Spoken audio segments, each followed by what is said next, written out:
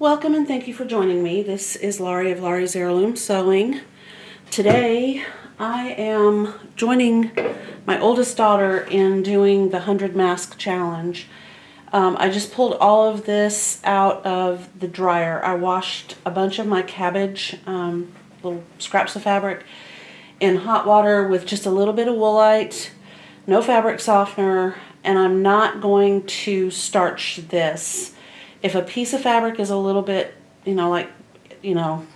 too crumpled to work with, I might press it with my iron, but no chemicals of any kind.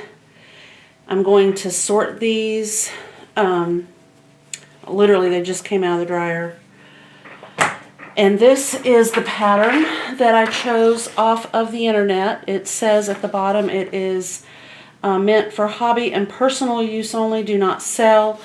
But it was added as an option for the 100 mask challenge. Today is March 20th of 2020.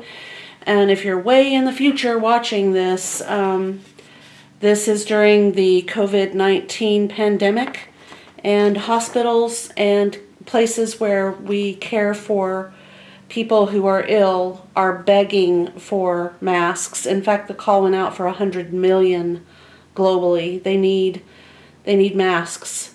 If you're watching it today or tomorrow, I urge you to join in the sewing if you have scraps of fabric, thread, needle, and sewing machine. I hear it takes 15 minutes. I've not done one yet. I've resized mine. I've cut them out off of this pattern, but I'm going to call them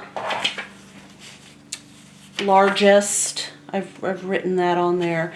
And I'm adding a 3/8 inch seam allowance when I cut out. And then I have medium, small, and extra small. When I drop these off at the hospital, I believe Providence in Everett is accepting these. Currently, I don't think that Children's Hospital in Seattle is accepting them. They need donations of unused, sterile masks for very obvious reasons, but they may end up having to change what they're doing with that. I don't know. Right now, it's just the hospital staff is having to reuse, masks, and they don't have time. And if they don't have a mask, then they're really putting themselves at risk. So my daughter and I today were talking. She's got scraps of fabric, I've got scraps of fabric, and we both have a sewing machine. So off we go. Now, I'm sorting through the pieces of fabric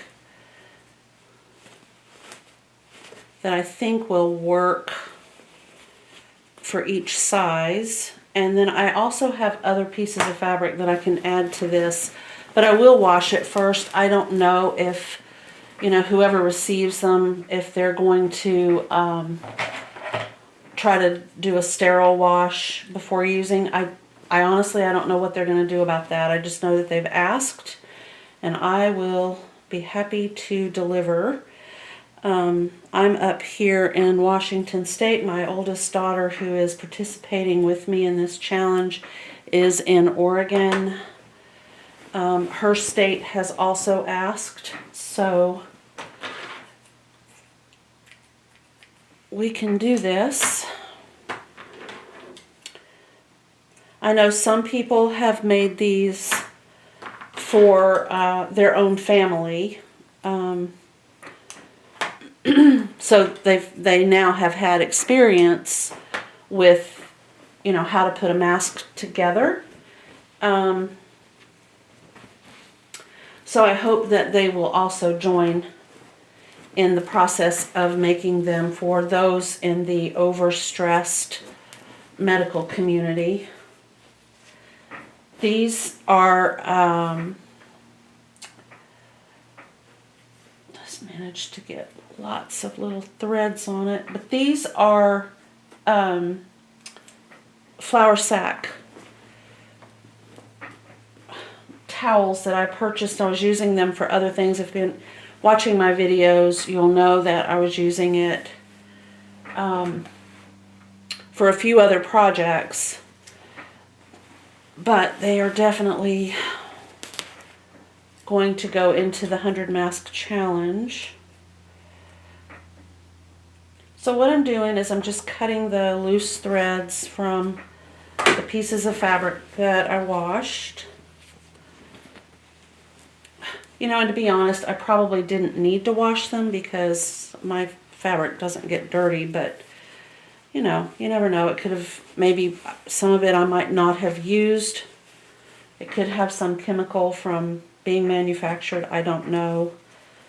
This is kind of a blobby mess, so I think I will cut that off. I just don't feel like I have time to mess with it. Some of this fabric I had planned to use for other things, but I can't think of anything that I need or anyone I know needs more than a hospital stressed to its limits needing a mask. So that's why I'm donating. The other thing that you need, if you plan to do this, is either elastic or ribbon. And I'll tell you, if you don't have either of those, and you don't want to go out in public to get it, and you don't want to order it, you can actually just use a strip of fabric. If you want to make it easy for the person who is wearing it, you know, so it doesn't have these threads like this, just zigzag down each side of a narrow piece of fabric, and that will work just, you know, brilliantly as a ribbon piece to hold it in place.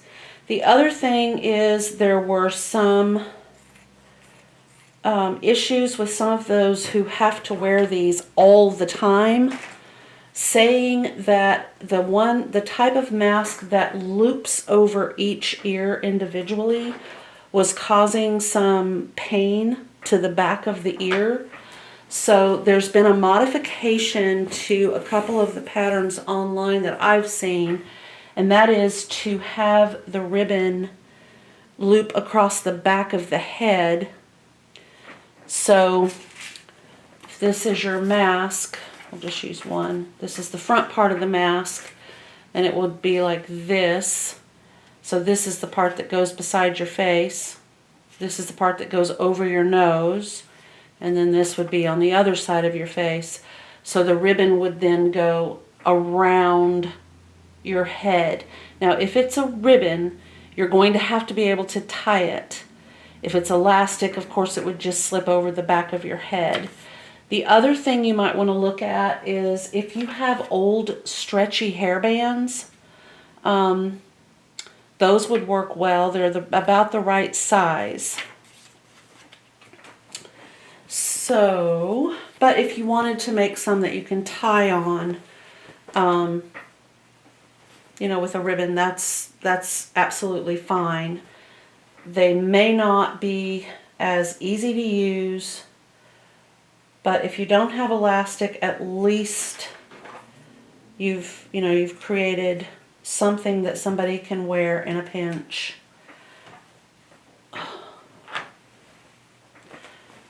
Okay, this had quite a blob. There we go. Normally I would have put this in a pillowcase to wash, but I chose not to this time because I didn't want to wash a pillowcase with these fabrics. I wanted them to just be washed by themselves in hot water with just a little bit of woolite. Non-sponsored, by the way. That's what I have. Okay.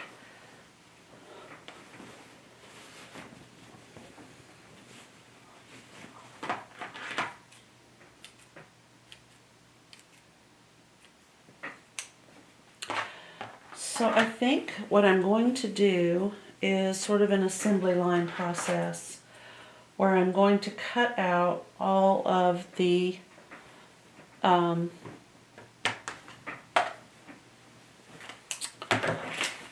these in all the fabrics that I have. I'm going to cut out the lining, because for each you need to cut out 2 for the main fabric and then 2 for the lining fabric. And you do need to line them. They need to have that extra barrier of protection. You know, you could actually put 3 layers if you wanted. So you could have an underlining between, like a sandwich between 2 pieces of fabric to make it even extra protective, I guess. So that's the first thing I'm going to do, is go ahead and try to cut out as many of these as I can. I am going to reserve these towels for the lining or underlining, depending on what I end up choosing to do. Okay.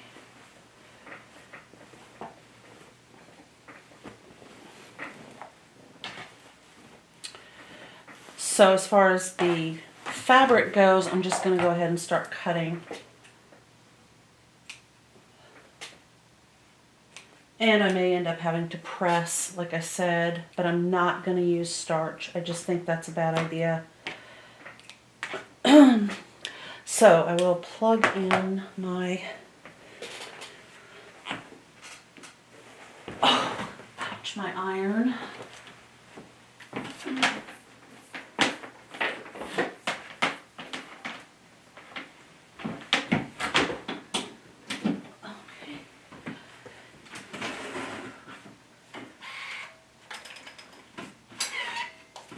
Alright. Now I happen to have a large spool of elastic. Let me get it out of this drawer here. Ooh. I am very fortunate because I literally unpacked this days ago. I don't remember purchasing it. I don't remember why I have it. I think it might... No, I don't know. I don't know, but there you go. I have that. And I also need to give you guys the remaining information about the pattern and how to put this together. So let me see if I can find that maybe on my phone, and I can jot it down in my journal. We can just go through this together. Probably not the best, best video, but we can make it work. All right.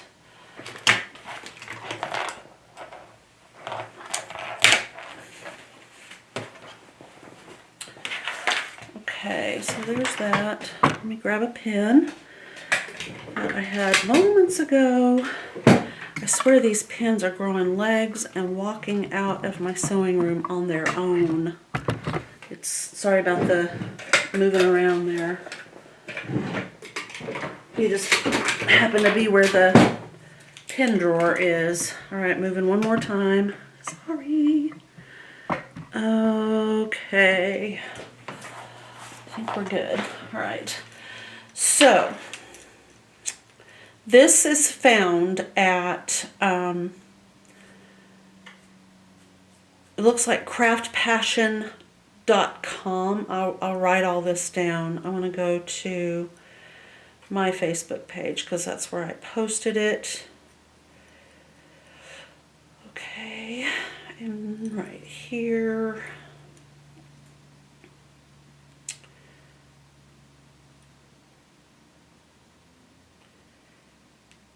I'm still looking, sorry. Hold on. Yeah, here it is. Free sewing pattern. Okay. And it is let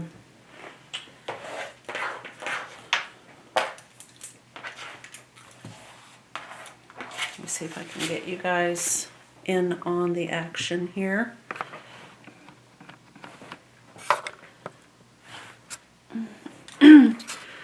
keep you down. It's kind of hard when you're doing all your own camera work. Okay, so we are at www.craftpassion.com. Okay.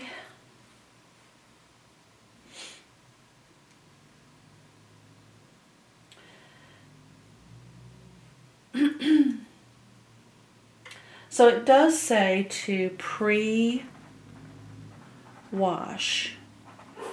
all of your fabrics. Sorry about Bam Bam.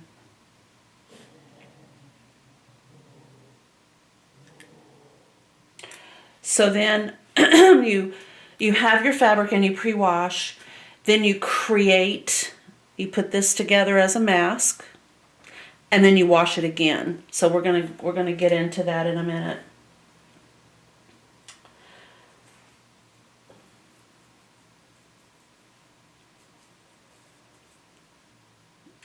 So the best fabric is a quilter's cotton.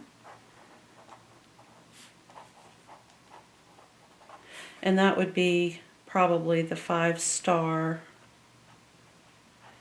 fabric. But any type of cotton will do.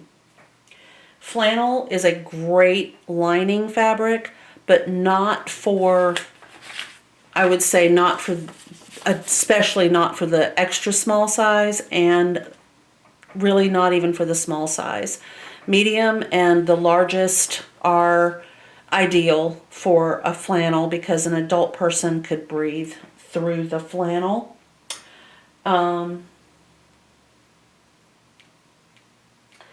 Now we're going to get down here. Right, so basically we just need fabric, and if you start with, say, a 12-inch by 6-inch piece of fabric, you would be good.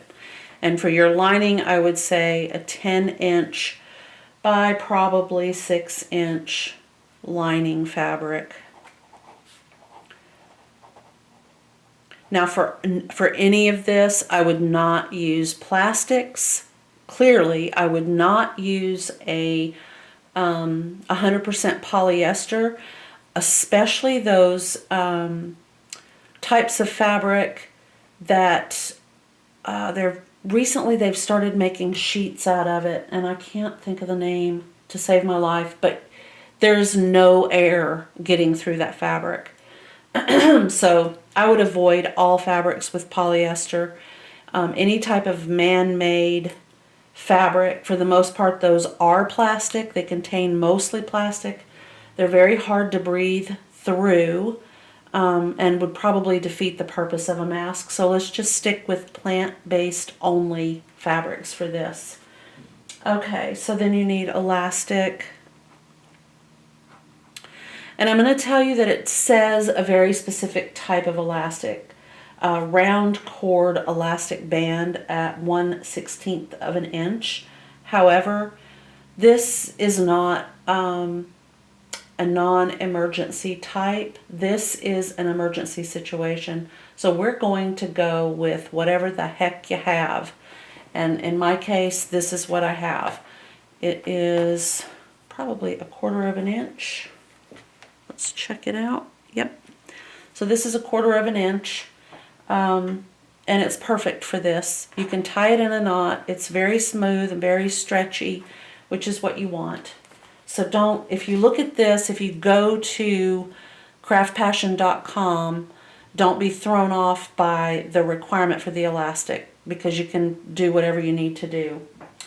And then you're going to need about 16 inches per mask, but that is going to change based on this size right here. So if you're making a really small one, I think 16 inches would be a little excessive. All right, so the next thing you're going to need, of course, is thread And your thread can be either cotton or polyester or a blend. I would go with a blend if you have it. I would not stress out about the choice of thread. The only thing you want to do is make sure it will work in your sewing machine, and heavy duty thread and hand quilting thread should not be used in your sewing machine. They're just not good.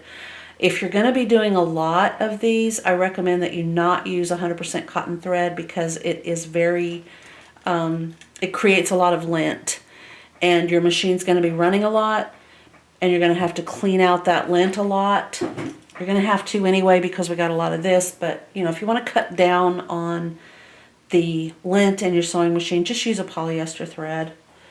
Okay, and then you're going to need an iron, and that is for when you're pressing out your seams, because we have a curve. You absolutely need that iron. If you don't have an iron, you can just do some hand pressing, and one of the best tools for that is a single chopstick. Mine's kind of rough right here, but this right here, the flat end, works well at pressing seams open, and the pointy end works really well even if you're just running it along that seam line. When you've got those two pieces of fabric stitched together, you can do that with this pointy end, or you can set it down on your fabric and just run this along that edge, and it will definitely make a difference. So don't not do it if you don't have an iron. This particular pattern says that you need to have a seamstress tracing wheel and paper. No, you don't. You can use a heat erase pen. You can use a pencil. I mean, at this particular point, we're in crisis mode. It doesn't matter. If you have tracing paper, but you don't have a wheel, then you can just use your good old chopstick to outline with on top of the tracing paper, and you'll get the same effect. Okay. Next thing you need is your pattern, and that one is a downloadable pattern at that craftpassion.com. And by the way, there's no affiliation with me and this particular website. No, I'll just put non-sponsored. I don't know who these people are. I just know that it showed up as an option for making the mask during the COVID-19 pandemic. And that's why I'm using it. Okay, so then we're going to do this. We're going to print this. I went ahead and had 5 printed out. So I've got one that I can cut for every single one. I'm not going to be tracing these. I don't have to. I've kept one unaltered so that if I need to make more for some reason, I can make more. I don't have to go in there and try to download more. You can pin this to your fabric, or you can just trace around it and not worry about pinning it. But we'll get into the sewing part in a minute. Okay, and then we're going to start the sewing part, and that part I will show you. So, but for now, today, that's where we are, and it's just going to be me cutting out a lot of fabric. So I had planned to try to look for a book that is not licensed, that I could either read or talk about while I was doing this, but I don't have time. I need to really hit it. So I recommend that you go ahead and give this a try. If you get to the part where you've got it all cut out, you have all your stuff set up, you're ready to start sewing and you don't really know where to begin, just wait and I'll get to the next video as soon as I get the vast majority of these pieces cut out, and then we're going to go from there. Just remember, you don't use starch. We're going to wash them twice, so wash prior to putting them together, and then put them together, and then we'll wash them again. In the meantime, if you need to go gather supplies, I recommend that you look for a large quantity of elastic. A lot of times you can find big bags of cabbage like this at your local thrift store, and you know, for $1. So you would have enough fabric to make quite a few of those, and then some thread. And, you know, honestly, these are small enough that even if you don't have a sewing machine, you can stitch these together by hand. So that should not stop you if you don't have a sewing machine. But anyway, I appreciate every single one of my dandelions. Thank you for watching. And I'll be back with more as soon as I get all of these cut and we're ready to go. Thank you.